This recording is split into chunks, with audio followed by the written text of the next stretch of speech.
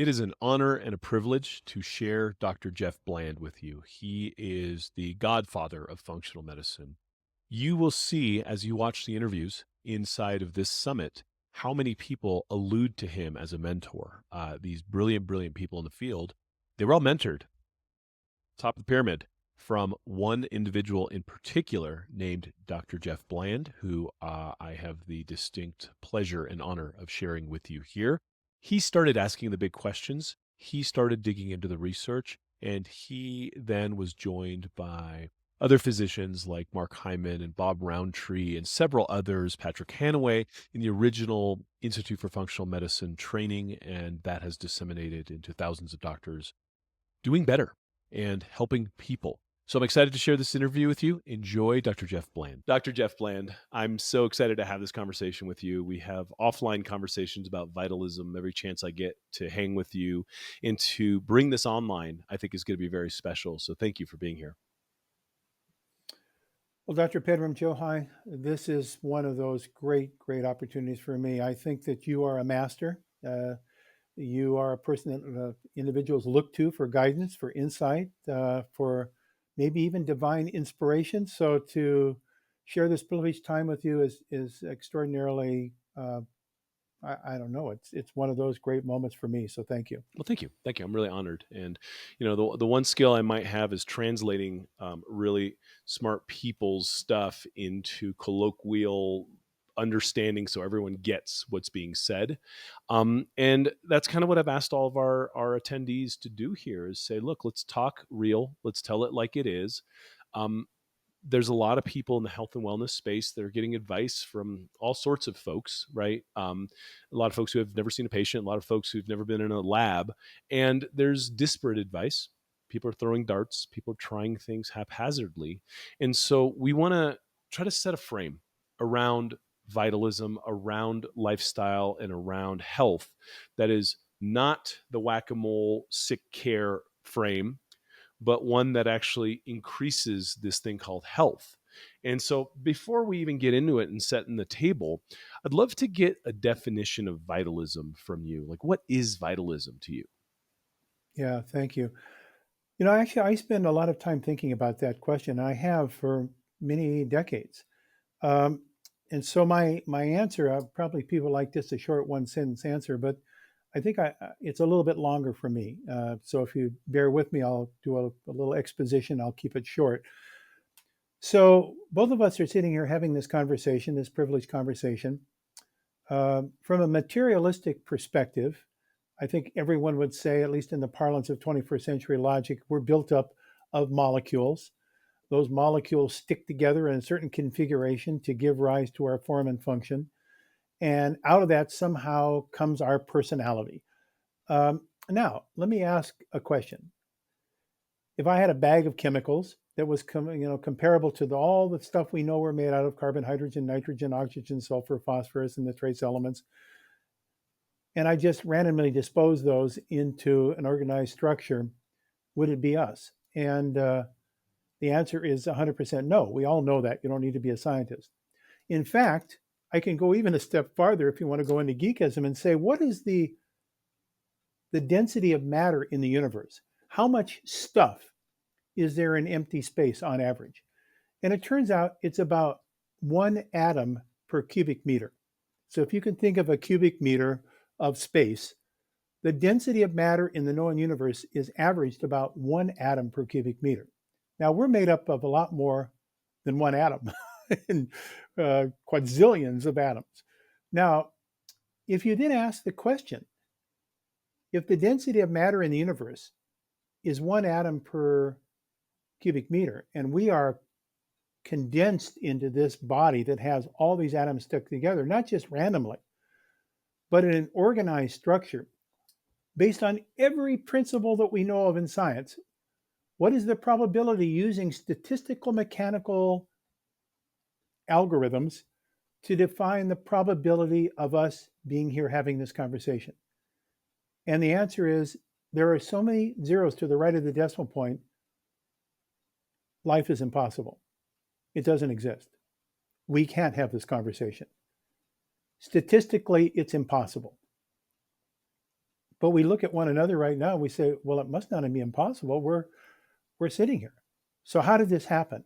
How did it happen that spontaneously these atoms collected together to make the molecules, to make the supermolecules, to make the cells, to make the tissues, to make the organs, to make the organ systems, but then into making something even beyond all that organic gush, which is us, the spiritual, sentient being us, that you cannot define solely on the basis of the aggregation of atoms to molecules to cells to so forth. Now, I call that what the French have used for years, élan vital. It's a vital force. I just use the word vital as a form of describing vitalism, because that which you cannot explain, you have to find a word then to make you think you understand it. And so that becomes vital. It's like, let me ask the question, why do we stick to the earth? Well, you say, well, I know why we stick to the earth, because gravity. And I said, okay, well, great. What's gravity? Oh, that's a force. That's a force that's related to the mass of the object that's related to our mass, and they kind of stick together. Oh, that's a good explanation. That's the 1 over r squared rule. We have physics equations that define that. But now why? What's the glue that makes the 1 over r squared rule work? Well, it's electromagnetic force. Oh, you mean we stick to the earth like a magnet? Well, no, that's not exactly right. It's not really like a magnet. It's because of gravitons. Well, what's a graviton? Well, it's a subatomic particle that makes us sticky to the earth. Okay, and what is a graviton? Well, no one's ever really actually seen a graviton. We actually can't measure a graviton, but we know they must exist because we stick to the earth. So, one of the most significant events in our lives, which is sticking to the earth, we can't really explain. It's vital. I love One of that. the most significant portions of us being a sentient human being, which is a spontaneous collection of atoms to make molecules and so forth, to make our structure and function and have us ability to think about the future ahead and behind that no other organism that we're aware of, maybe there is one, but we haven't yet identified for sure, that they have those abilities to do that through our uniqueness as an organism. That's all vital. That's all stuff that we can descriptively understand and give words to, but we don't understand mechanistically how they exist. So that's vitalism in my mind. I love it. And then you got a guy named Rene Descartes who taught us to start pulling the components apart and identifying a liver being a liver and a brain being a brain and all these various parts to a whole that somehow in our modern medical model creates reasons and explanations for things that have been failing with the new science, the microbiome, and there's just a lot more to it. But we have been trying to identify the elephant by the guy touching the leg, the guy touching the trunk. But the je ne sais quoi that you're talking about, of vitalism, everyone knows what it is because you could see it. You could see someone glowing. You could see someone, you're like, oh, that guy looks really healthy. Oh, that guy looks terrible. You could see a lack of vitalism, and you could see vitality in a baby's face. But that je ne sais quoi, just because we don't understand it doesn't mean it doesn't exist. Well, let me ask another question of your audience, which I think is something that's been a enigma for me. And that is, let's say that organizational structure making up humans occurs spontaneously. It doesn't require any outside agency. Things just happen naturally. Now I ask a question to people. I say, in your life experience, what is the probability that when you take something and place it out in the world, whatever it is, that it will grow more organized and become more complex and more sophisticated in the absence of anything being done to it, without any energy going into it? I don't care if it's a relationship. I don't care if it's an organized structure. I don't care if it's a government. I don't care if it's a whatever. Will that get better all by itself and become more complexly organized? And the answer is no. Things go to hell in a handbasket free of charge. That's called entropy. It's seen in the whole universe. The expanding universe is entropy. And so the probability that we exist and continue to exist, maybe for a century or more, is really prohibitive of all the laws of entropy. So, how does that happen? It has to happen by a motive force that's generated through energy to keep our organized structure. Not only our body, but our thoughts, our attitudes, our beliefs, our love of being alive, our sense of value. All of those are inputs that require energy in order for us to fully express our structure and function throughout a century or more of living. And if you don't work on those, you don't put energy into them, then the universe wins. It does its natural thing. It disorganizes us.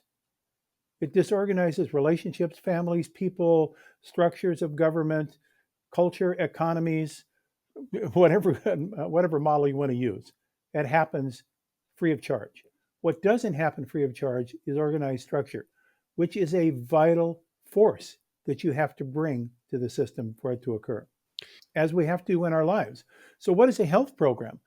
Based on your first question, to me, a health program is a life commitment to a practice that maintains your organized structure and function to operate and function at the level that you aspire.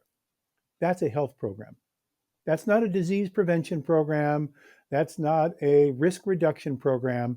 That is a proactive, functional resilience program that produces you at your best against all the odds in the universe that you would like to take you apart.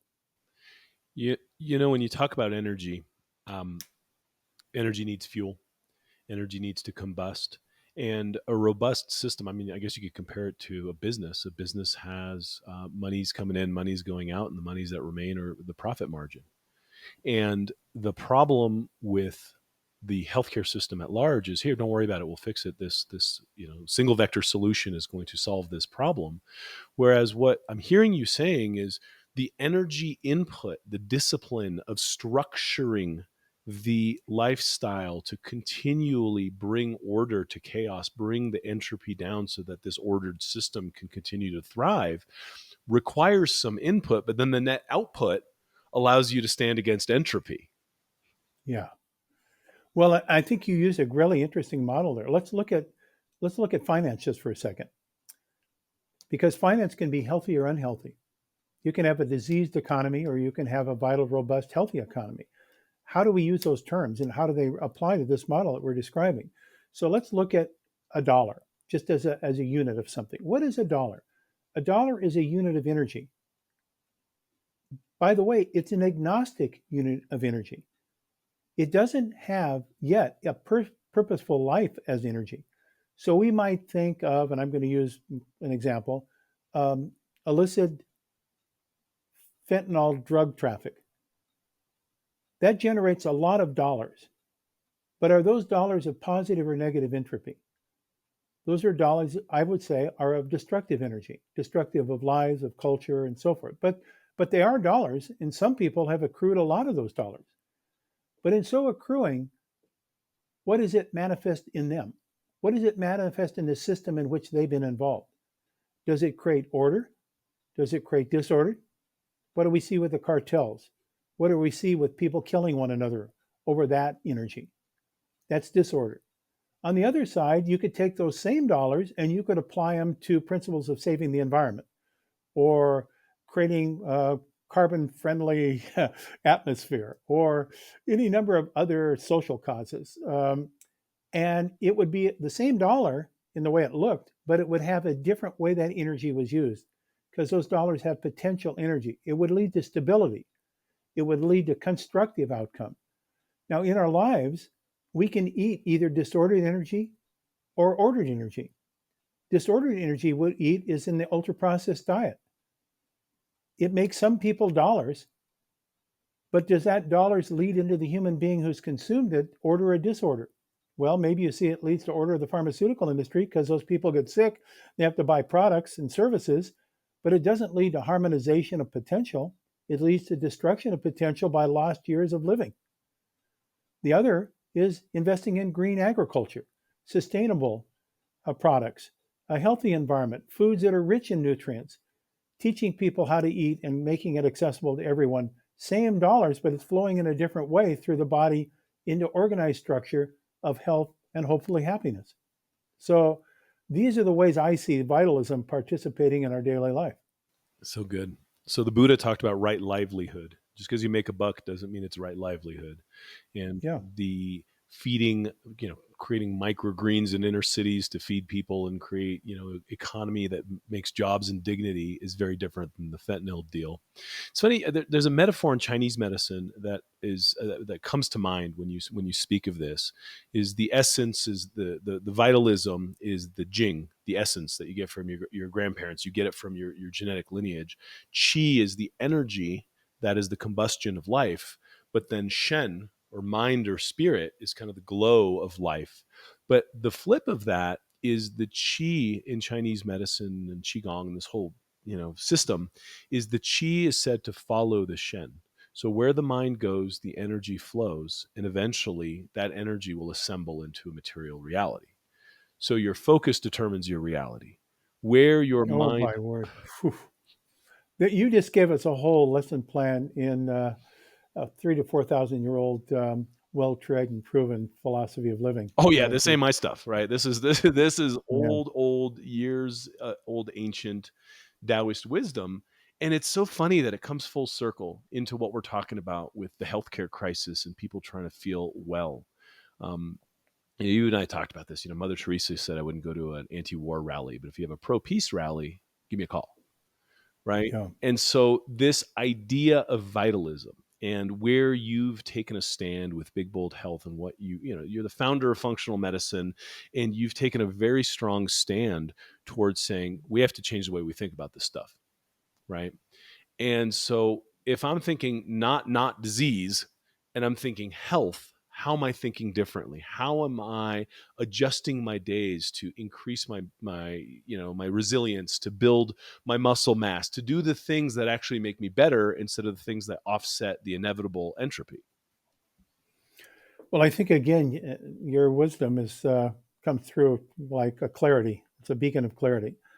Um, when we surveyed over 2,400 different people on our website a few years ago, asking just one question: what is your definition of health?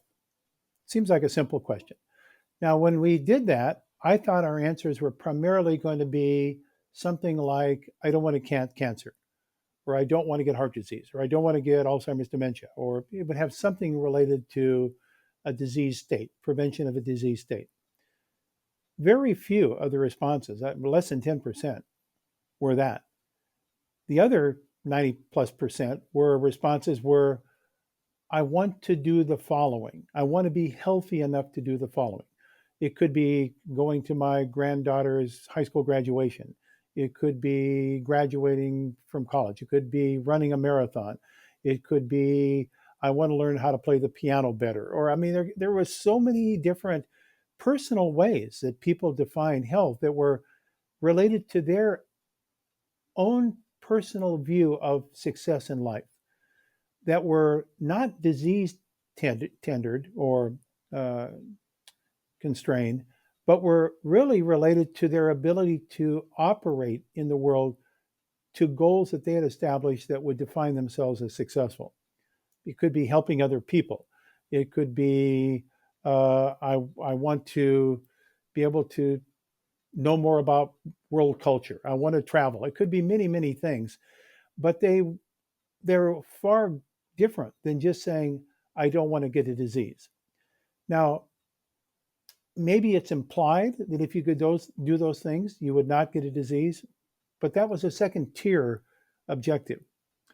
So when I codified all these aspirations that were not specifically saying disease prevention is my goal for health, they broke down into four subcategories.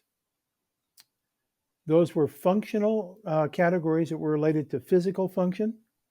So I wanted to be able to run a marathon, or I wanted to do certain athletic events or certain things that required my musculoskeletal system to operate at a high level. I want that to be improved. Second were related to what I call metabolic function. Well, I wanted to get away from pain of arthritis, or I want to make sure that I don't get the next sickness that comes around infectious disease. I'd like to have a strong immune system. It could be any number of things. I don't want to have problems as it relates to blood sugar irregularities or obesity. Those would be physiological functional changes. The third were I want to think more clearly. I don't want to lose my mind. I don't want to lose my personality. I don't want to lose my ability to remember things that were so important in my tapestry of my life. So that would be cognitive function. And then the last was I want to aspire to be a better human being. I want every day to be more loving, to be more caring, to be more present, to be more thoughtful. Those are, I would say, behavioral, maybe even fringing on spiritual related. So those four functional, I call them quadrants, physical, metabolic, cognitive, and emotional behavioral are aspirations of health that are different than that of I just don't want to get a disease. Now, I'm not saying they're totally unattached to that, but they're not the first objective. And we can only have one first objective in life. We can't have 20 first objectives. So my feeling is that was what gave birth to me coming up with the concept of functional medicine. I said, if what I'm just saying is at all true, at least for some, where does that reside in our healthcare system, which is actually a disease care system? And I said, it doesn't actually reside anywhere formally. It resides in many different cultures, including traditional Chinese medicine, Ayurveda, many different traditional forms of healing have portions of this, but it's never been codified. Then my last step in that was, well, why doesn't it get codified?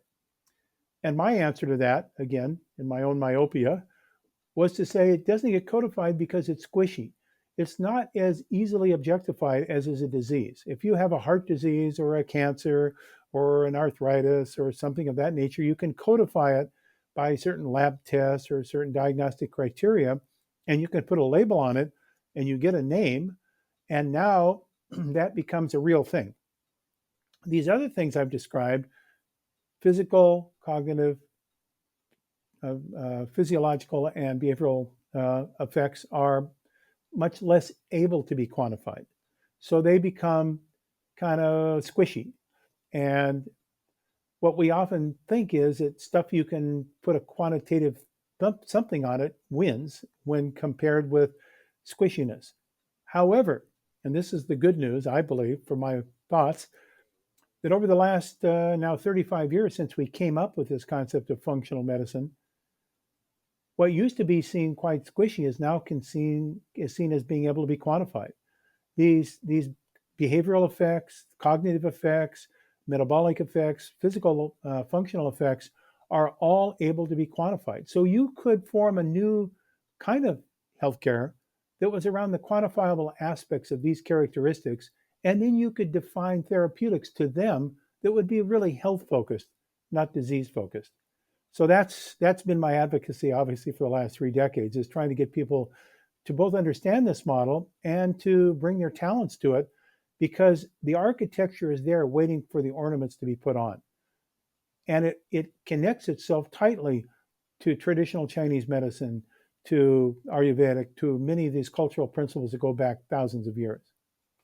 The, and when you go back thousands of years with pragmatic cultures, hundreds of millions of people being the recipients of said medicine, and getting better or dying, it's a pretty good biofeedback loop if you don't have the data sets in computers yet.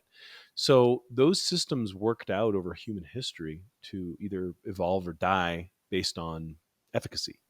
And they were squishy because we didn't know what the scoreboard was, and now that we understand the scoreboard needs to expand, it's like, oh crap, that works, right? Oh, you should meditate, oh, you should exercise. Oh, all these miracle drugs are actually things that you could do, run, put on your sneakers and go for a run. Turns out that's really good for you, right? But it was squishy before. The flip side of that, and I don't want to spend too much time on this because it's kind of a known, but we talked about right livelihood and we talked about the scoreboards, and how things were being measured.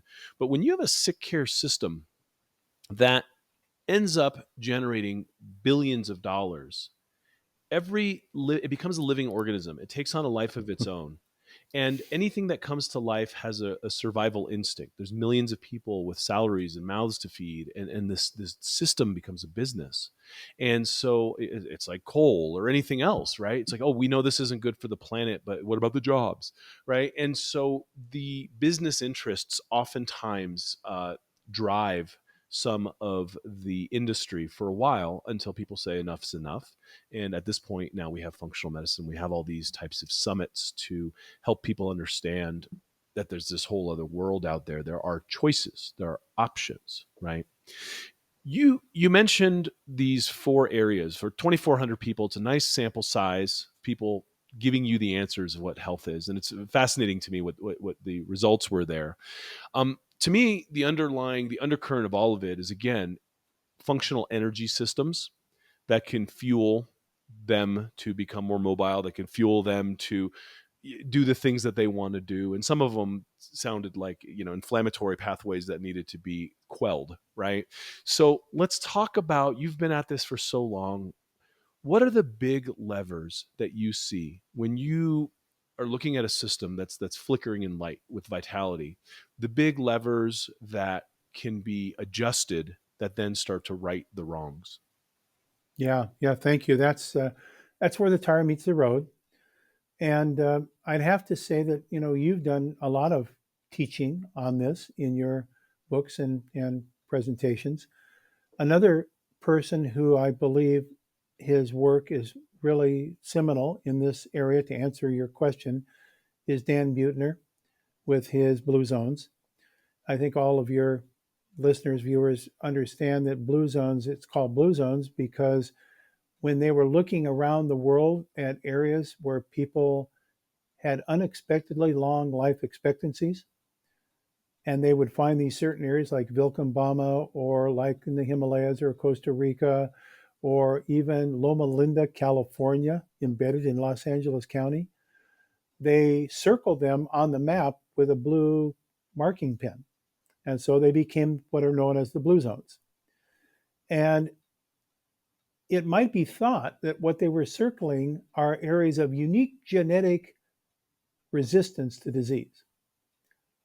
But it turns out that's not true because if you look at these individuals for those different cultures I've just mentioned that move to other places like the United States and adopt the United States lifestyle, their longevity goes away. They get the same diseases as everybody else that lives around in their neighborhood. So let's go to Loma Linda, California. How is that? I mean, that's embedded right off the LA freeways. What's going on there? Well, it happens to be a Seventh-day Adventist community. It has a Seventh-day Adventist medical school, Loma Linda University. The people have different eating habits. They have different social habits. They have different consumption of alcohol and all those things. So they breathe the same air and drink the same water out of the municipal water supply, but they have all these other habits, which, by the way, tend to map directly in alignment with the characteristics that Dan Buettner found in the other blue zones.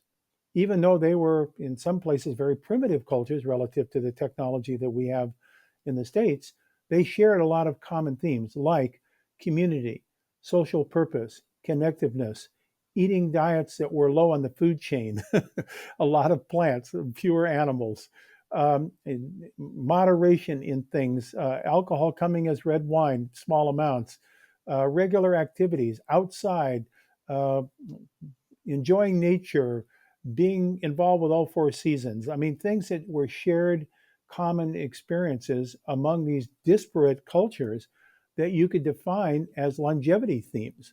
Now, he did a beautiful job in his recent Netflix special on the Blue Zones, I think, to show these people in their environments and to recognize it wasn't just like one single pill or what's the nutritional supplement for longevity. It was a collection of activities that were requiring energy to participate in, to use your term energy again, but it was energy that was going into the energy of organization of their life, organization of their structure, organization of their routine, such that they were on a trajectory towards squeezing the best out of their genes. Because our genes really want to be participating on us being healthy. I know this is a debate. Some people say the selfish gene is only there for us a replicator just until we get over our age of reproduction, and then the genes don't care anymore. We might as well just go away because they're only there for replicating the species. I don't believe that's true. There are many scientists that are now finding that the genes have a lot more responsibility than just the next replication, reproduction, that they have the stewardship of that culture, of that organism beyond that of its own life expectancy. That's posterity. And that's built somehow into our genetic machinery as it relates to quality of life. Because if it's not, we're the only one generation that produces the next generation for which there's no long term outcome for survivability. So I think that all these things match together with what you're talking about, that the energy that goes into our lives, how is it going to be used purposefully to create organizational outcome, or just free flowing chaotic energy that leads to what we call disease and premature death? The breakdown of systems and entropy, and this thought that you started us with, this idea that we now are trying to grasp, is within a cubic meter of empty space there's a single atom, and we have gajillions of atoms in this ordered system. So what is it about ordered systems that need more order to push back on the entropy, push back on the chaos? It's almost as if we have to, the Egyptians talk about this. You become a sun, right? You ignite, you become such a powerful system unto yourself that you're emitting light instead of collapsing under the entropy. It's almost like you have to turn on your vitality engine in what I'm hearing from you, so that entropy doesn't set in and disrupt the system. That's really beautifully said. So let me use an example that I think exemplifies what you just talked about. So we got involved with this unusual food that's a 4,000-year-old food that is actually one of the two probably oldest um, cultivated foods in the world, the other being millet in the Indian subcontinent. And we chose, for a whole series of reasons, to look at Tartary buckwheat, a form of grain that's 4,000. It's actually not a grain; it's a seed. It goes back 4,000 years in cultivation in humans. And I want to first emphasize it. It's not a wheat, although the name has wheat in it. I don't know how that came about, but it's not related genetically to wheat at all, to any cereal grain. And so this particular food product has been consumed. And if you ask, where did it come from? It came from one of the most hostile and unlikely places for food to be grown, which is in the Himalayan mountain subalpine regions, where the climate is pretty lousy. The soil is not good. There is no fertilizer. There is no pesticides or herbicides.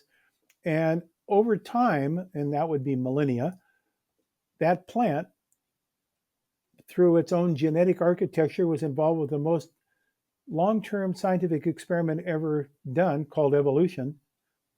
And it eventually formed a variant of that early plant to be able to withstand all these hostile environments by this process of natural selection. Now, how does it do that? It does that by activating its immune system. Yes, plants have immune systems. Well, are those immune systems at all similar to the immune systems in humans? Well, plants don't have white blood cells like we do, but they do have a system that has a similar function to that of the human immune system. They share some similarities. Now, where does the plant derive its information for its immune system? It derives its information from the soil mycorrhiza that it lives in, the microbiota of the soil. Yes, the soil has its own microbiome. So the soil microbiome that then incorporates itself within the root nodules of a seed as it's growing into a plant, then communicates to the genes of the plant, telling it how it should do its development process. And it augments in the production in the plant of its defensive substances that are in its genes, that are these nutrients in the plant that are the immune strengthening nutrients of the plant, that have names like flavonoids and polyphenols. So that's the plant's immune system. Now, the human who eats the immune strength of that plant that's incorporated the energy that's come up through the sun, the earth, into the microbiome of the soil, to the plant, and to the human who eats it. Now, those characteristics are transmitted to the human's immune system. And now the human strengthens their immune system through the relationship it has to the planet, the soil, and the plants. So, this concept that there can be streams of organizational energy traveling through our system, if we recognize the extraordinary wizardry of nature, that nature has these things that it has been perfecting for millions, actually hundreds of millions of years, that we are the legacy of. And rather than trash them, we recognize them, preserve them, and celebrate them, and they become part of our resources that we use to maintain our own structure and function. Now we are winners across the whole system. Let me give one last little facetious example. So this is humor, I hope. Many years ago, probably 2 decades ago or more, I was invited to be a presenter at the National Food Processing Institute or Association's annual meeting. At first, I thought, well, why in the world would I want to speak at the National Food Processors Association annual meeting? And secondly, if I did want to speak there, why would they invite me? Well, the answer to both those questions was pretty much the same. They wanted to invite me probably because they wanted one token rebel on their program that they could say, see, we have a balanced program. We got at least one weirdo on the program to come and speak to our membership. That would be me. And for me, I said, yes, I think I'd like to be that weirdo. I'd like to be the person to say a kind of a different message, knowing that it was not going to be well received, just to put that energy into the system. So I went down to Florida for this meeting. They stuck me at a very odd hour to speak. I think it was at 8 o'clock in the morning on this after the big party the night before. So people were coming in there with the memory of their overindulgence the night before. So I started off the talk by saying I wanted to thank the leaders of the National Food Processing Association for this invitation to speak. And I particularly want to also thank them on behalf of the American Pharmaceutical Association, because it was acknowledged that they were producing a whole array of products at fairly low profit margin to them to fuel the very, very financially profitable pharmaceutical industry. So your brethren in the pharmaceutical industry is thanking you for all of your labors to make their lives very successful. Now, that did wake up the people that were there. I got their attention, I can assure you. But I wasn't far off the mark in saying that. And that is negentropy, that's negative energy versus energy of organization, because what we're talking about is disruptive energy that causes chaos rather than an energy that causes organization. It invokes the idea of the matrix and how the biomass of the human species is being parasitically extracted upon for its energy. Eat this food, take these drugs, pay these taxes, watch this TV, and it's just this blah existence. Whereas the this phenomenal rhizosphere that you were alluding to with the buckwheat and the fungal kingdom, first kingdom on planet Earth, broke down the rocks, created the soil, then the plants, then the photosynthesis, energy comes into the system through the sun and is able to actually be on this rock, right? And then we eat the plants, and here we are. But this hundreds of millions of year old system that you are alluding to has communication networks and cellular mediation, and things that have been happening way before we started being able to do anything, um, and to jump across and say in 2 generations we figured out food, and this is food, just eat it, and when things go wrong, take this pill, just take it, is literally insane. Yet this is the world we live in, right? Yeah. And so, you know, part of the impetus for me to do this summit, and look, I got plenty of things that I got on my schedule to pull over and take an hour of your time and everyone's time to really get into this conversation, is what the hell do we do about this when you have the weight of Mhm. this industry and the media and this brainwashing and all of these things confusing the good people listening to us right now into analysis paralysis, into not being able to know what to do, and still being just these blind consumers of the food and the healthcare system, right? And so would love some insight from you about how to shake this off and just start over, right? Like one meal at a time, you start feeling better. Just how would you go about shaking people out of that matrix and saying, wake up, here's the blue pill. Yeah, I think again, what you're talking about is extraordinarily important. And I go back to "Small is Beautiful," that classic book, because often we think we have to do everything simultaneously, and that becomes so overwhelming that often we do nothing because it's just like, oh, geez, I can't even approach this; it's overwhelming. So many years ago, in my clinical center, I was running a research center in Gig Harbor, Washington, and we saw thousands of patients on different clinical studies over the course of the years there. And we were doing a weight loss program, asking what would really motivate people to stick with some kind of a program that would change their eating habits such that they would lose measurable amounts of weight and they would feel good about it, and they would then they would stay on the program, because we know there are many weight loss programs that are here today, gone tomorrow. People lose some weight, but then it comes right back. So what might really work to make it sustainable? So we started off with a very simple idea just to see if it would work. In fact, it was so simple and so silly, maybe, that all my colleagues said, well, is this really even worth our effort? And I said, well, I think if we're going to get into this, this ought to be the first step on our journey. Let's just ask the people to do one thing, just one thing. And so then we had a big debate about what would that one thing be, because you could put a pretty big laundry list together as to what the options might be. We eventually landed on one thing that we were going to study first, and that is completely giving up soft drinks. So no beverages that would be other than water, some tea, modest amounts of coffee, no soft drinks, no sweetened beverages of any type, no fruit juices, just those were off. Everything else was okay. Whatever else you wanted to do, let's just see for 6 months, A, whether people on average, because we had several hundred people, would lose weight, and B, were they willing to stay on that, or was it just here today, gone tomorrow? Well, I'm happy to say that this was years ago that we did this, and we had the data was quite compelling. In fact, it surprised me quite a bit.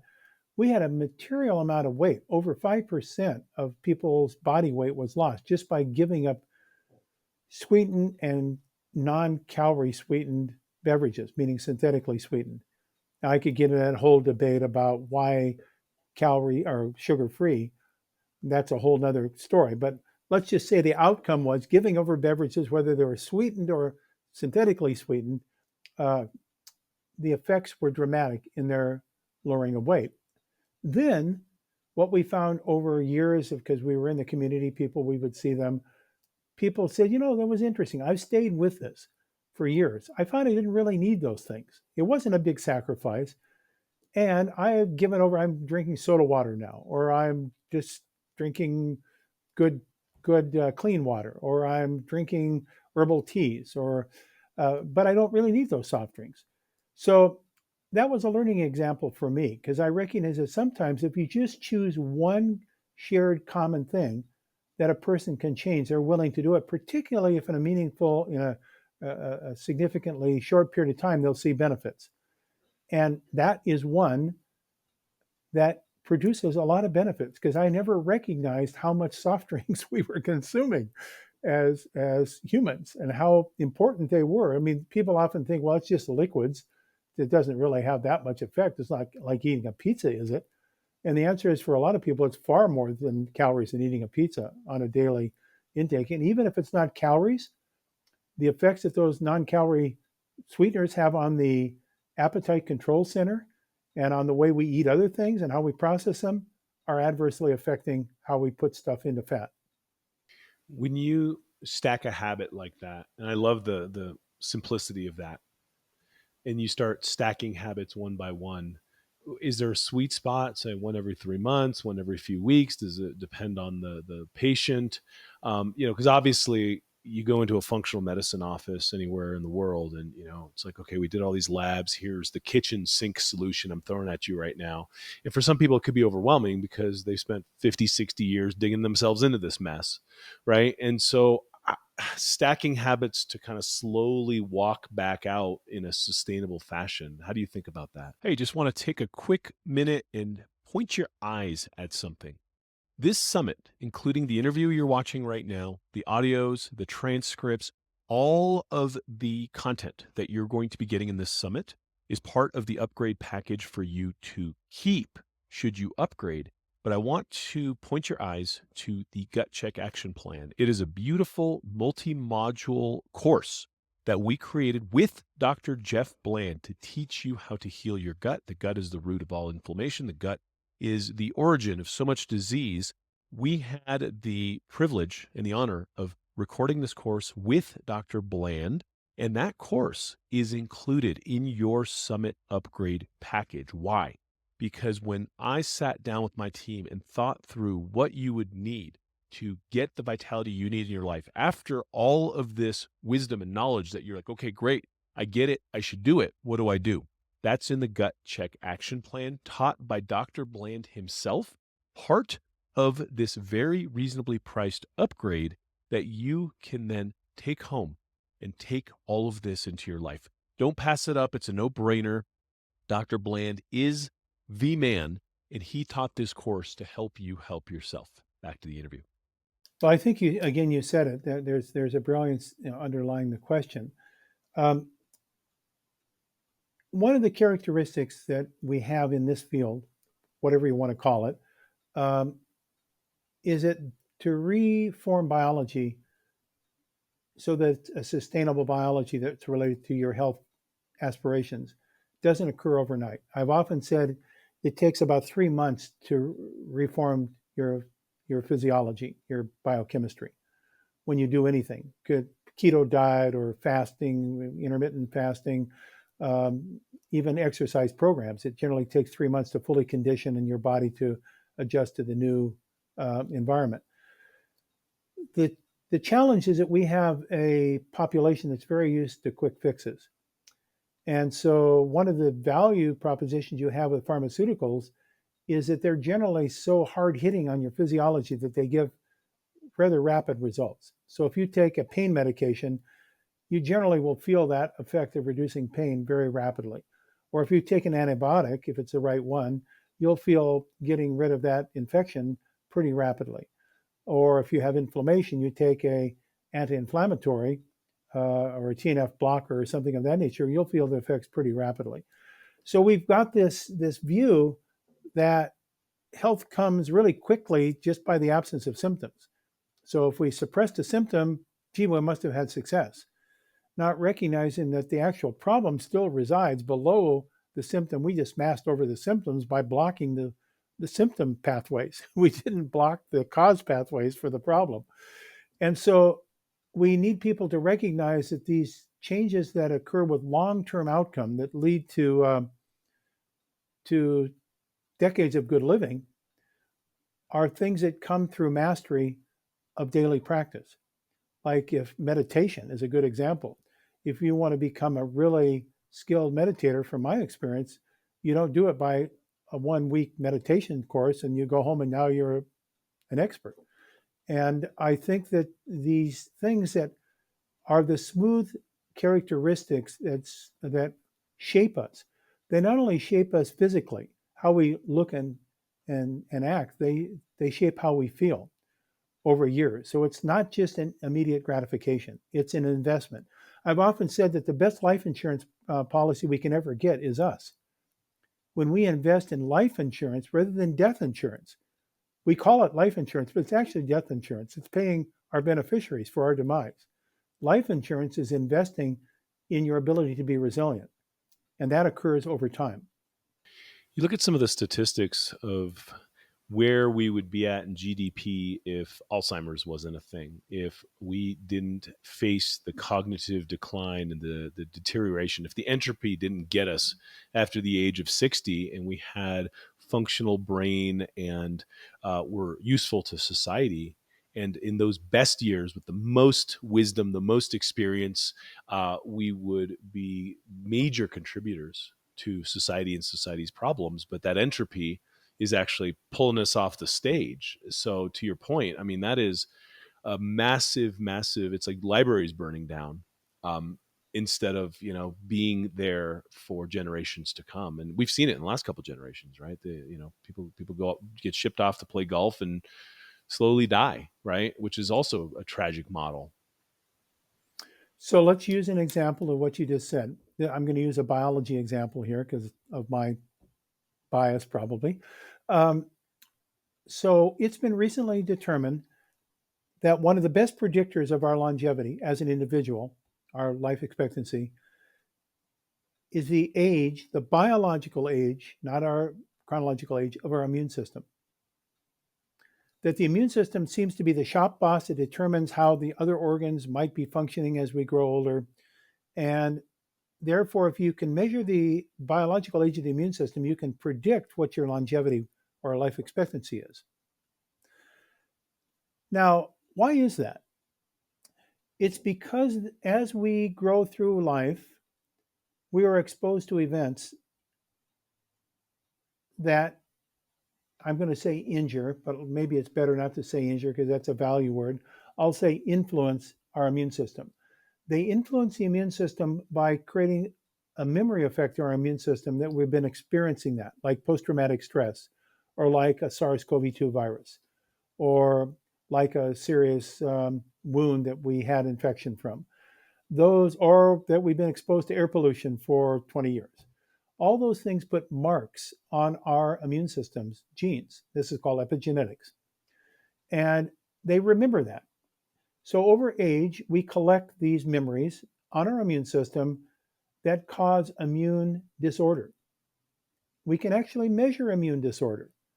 The immune system is less ordered. It's like if you had a military and it was all well structured to begin with, all the various ranks and files and all the jobs. But then as you collect injury to that army over time, everybody finds their own occupations and no longer works together. And now it's chaotic. And that's what happens to the immune system as we age. And that's why we say older people have weaker immune systems than younger people. Now the question is that inevitable and a one-way street? And the answer, and this is a new discovery within the last 10 years in the field of immunology, that no, it's not a one-way street. You can actually roll back and turn back the biological age of your immune system by getting rid of those cells, those so-called zombie cells that are carrying these bad memories. And you can replace them with fresh, young, naive, vital cells that are much more capable of doing the work for you going forward without carrying forward all those bad memories. And by the way, bad memories in the immune system, what does that do? It's an immune system that becomes disordered and starts to feel that it's under attack and that it's not safe and that the body is under siege. And what does the immune system do under those cases? It fights back. That's what it's supposed to do. And how does the immune system fight back? It produces inflammation. So what are the diseases of today? They're all inflammatory diseases because we're not at home with our own bodies, because we've been experiencing things that mark our immune system and create premature aging. So if you can roll the immune system back to a younger biological age, it's not just one disease you're preventing, it's functionally improving every aspect of your body's performance, because that immune system is communicating to every organ in your body. Every part of your body has an immune system function. So this construct of, I go back to the blue zones of Dan Buettner, people that were living those lifestyles in those blue zones were having immunorejuvenation lifestyles. They were recreating their immune systems in a real-time basis to be younger than their age and birthdays. And in fact, there are now studies being published showing that healthy centenarians have immune systems that are younger than their age and birthdays. Unhealthy 60-year-olds have immune systems that are older than their age and birthdays. And it's modifiable. It's not a one way street, it's not a death sentence. So, This is the new health science that we're dealing with. so two important questions to follow that. How does one measure the age of their immune system, and how does one go about rejuvenating their immune cells and the entire system? Yes, so fortunately now, emerging technology is coming out of the research lab to be more consumer accessible for evaluating the age of your immune system. It involves taking a blood sample. Generally, it can even be by a finger stick blood sample, doesn't have to be by venipuncture. That blood sample is then analyzed using, I guess you'd call it 21st century genomic analysis on a specialized gene chip that actually looks at the genes that have been marked by experience of living. That's called the epigenetics of your genes on your immune cells. And it then is processed through AI, through machine learning, because we couldn't do this before until we had big computing power. But now that computing power allows us to analyze hundreds of thousands, actually millions of data points, and come up with an algorithm that's called your immune age. And it correlates then your age and birthdays to your age of your immune system.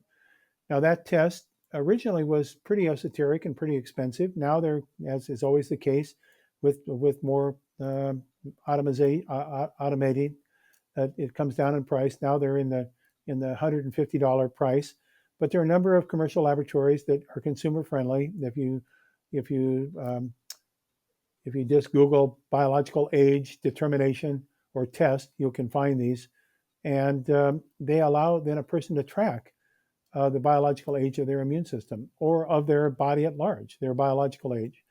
And I did this myself, and we've actually done a study, a controlled study that was registered with clinicaltrials.gov, in which I and others, intervene with the this tartary buckwheat I was talking about earlier to see what impact it would have on the age of our immune systems.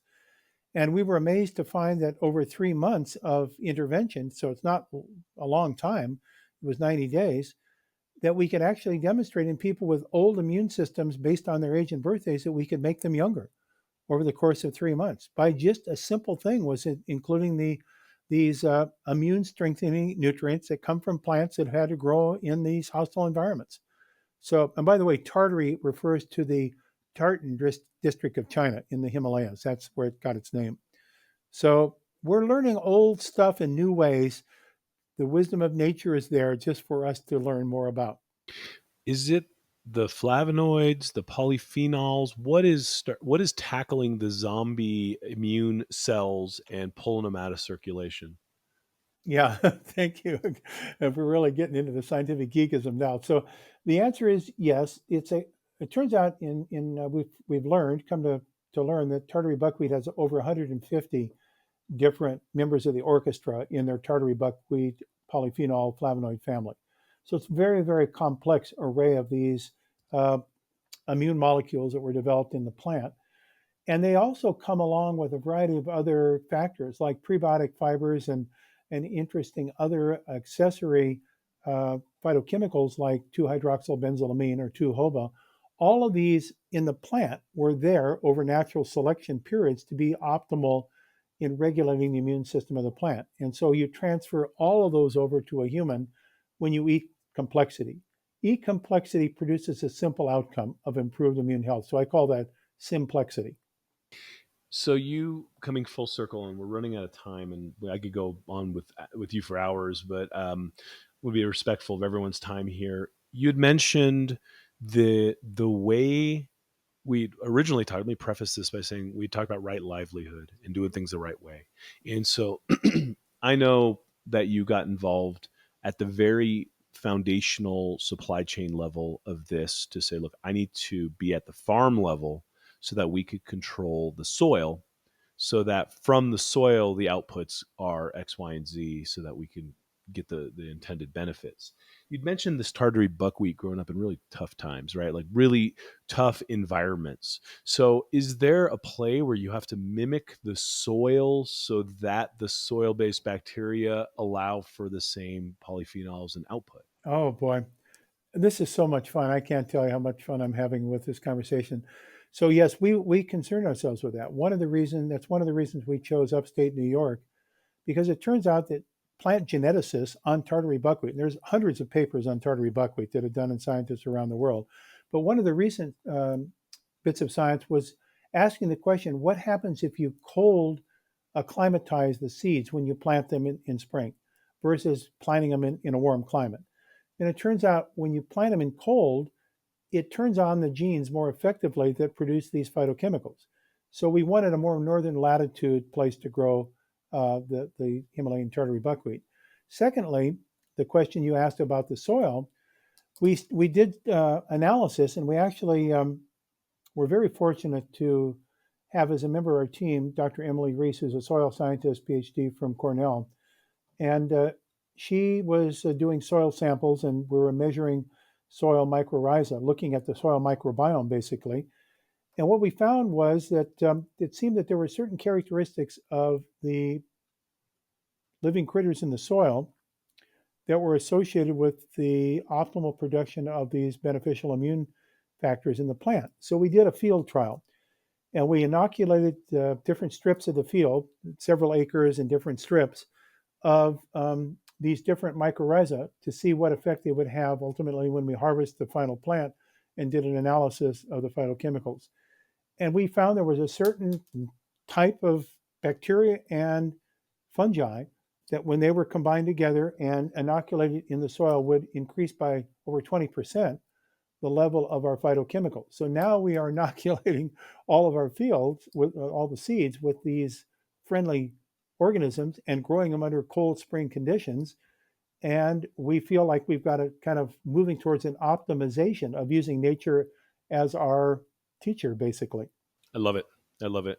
And leaning into the biomimicry and leaning into the wisdom of millennia, and just biology optimizing towards this thing versus trying to invent something in a test tube and spraying it with glyphosate and saying here you go, here's food.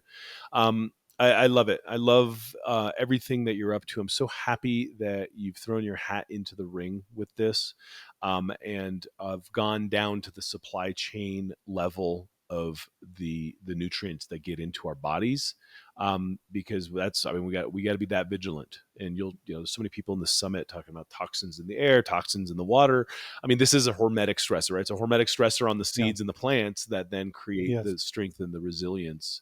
um, Once you rejuvenate the immunity of the body, do the cells of the rest of the body, the organs, start to go, and then start to kind of march to a new tune and start driving towards a different biological age? Like, is that a big lever to pull? Is the Yeah. immunity? You're right on the frontier, actually, of what I think immunological science is now working on. We have developed over the last years these technologies that allow the white blood cells in our body, which are our immune cells, to be separated one from the other in a instrument that counts the different types of white blood cells, because there are many different types of cells in the family of our immune cells, and to understand how those immune cells were marked in such a way that they would change their function. So this is very, very detailed. And then to analyze what happens after you put a person on what we call an immunorejuvenation program to those cells, and how it influences outcome like cholesterol level or blood sugar levels, or you can measure all sorts of variables of outcome to measure for function across multiple organs. And the answer is the trajectory of all those things in aggregate produces an outcome that we call healthy. That's a new definition of health, is your immunological plasticity or resilience. You don't want your immune system overactive. You don't want it underactive. You want it resilient with a lot of headspace that it can respond to change. Because the one thing that we all know about our lives. As my mother used to say to me, life is what happens in between our plans. So you need an immune system that's capable of accommodating all those unexpecteds. And that is a resilient immune system that's associated with long, healthy living. I love it. I love it. Dr. Jeff Bland, what an honor. I'll put a link to the Tartary buckwheat here, right here in the summit, so people can go grab it. It'll sell out. It always does, but they'll grow more.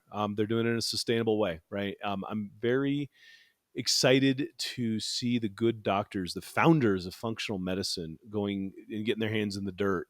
It's really, we've come full circle on this health thing. And it is what it is. I mean, nature is brilliant. Why are we trying to outthink her? Yes, that's exactly right. The biggest discoveries are learning old things in new ways. And the wisdom of nature has been there all the time for us to understand. And cultures, as you said, have done that by experience and observation. Now we're putting kind of this Western model of let's dig deep into mechanisms. And it's amazing how much we're relearning the wisdom of nature from a different perspective. Yeah. And I love the lens. I mean, look, I love peptides. I love a lot of the cool stuff that's come out. I got an Yeah, infrared sauna. I don't mind the gadgets. It's the operating system and how we think about it that, once corrected, I think really sets the stage for true health. And I really appreciate your perspective on all this. thank you. This has been for me just one of those magic goosebump discussions. Very much appreciate it. Really appreciate you. Thank you.